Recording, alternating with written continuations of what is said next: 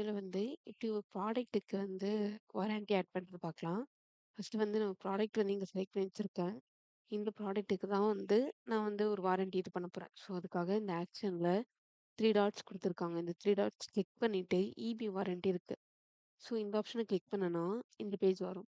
So, இந்த இடத்துல வந்து ஆ வாரண்டி எந்த வாரண்டி ப்ரொவைடர் வேணுமோ, அந்த வாரண்டி ப்ரொவைடர் வந்து செலக்ட் பண்ணிக்கணும். ஸோ, நான் செலக்ட் பண்ணிட்டேன். ஸோ, இங்க வந்து கேக்குது. என்னென்ன பிளான் வேணும் அப்படின்ட்டு. ஸோ, நான் வந்து 3 இயர்ஸ் வாரண்டி அந்த பிளான் வந்து இது பண்ணிட்டு, எவ்வளோ குவான்டிட்டினா, எ எவ்வளோ குவான்டிட்டிக்கு வேணும் அப்படி இந்த இடத்துல குடுக்கணும். ஸோ, நான் ஒரு குவான்டிட்டி போதும் அப்படி சொல்லிட்டு, சேல்ஸ் பெர்சன் யாரோ அந்த இடத்துல வந்து அவங்கள செலக்ட் பண்ணிக்கணும்.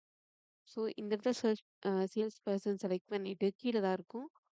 அடுத்து வந்து ஆட் வாரண்டி குடுத்துட்டோம்னா, அந்த ப்ராடக்ட்டுக்கு வாரண்டி சக்சஸ்ஃபுல்லா ஆட் ஆயிடும். ஸோ, நார்மலா அதுக்கப்புறம் நம்ம ப்ரொசீட் டூ செக் அவுட் குடுத்துட்டு, ப்ரொசீட் டூ பேமெண்ட் குடுத்தோம்னா, ஆ எப்படி நார்மலா வந்து நம்ப அ பில் பே பண்ணுமோ, அதே மாரி பே பண்ணிட்டு, ஆர்டர் வந்து ஓவர் பண்ணிடணும். ஸோ முடிஞ்சிருச்சு.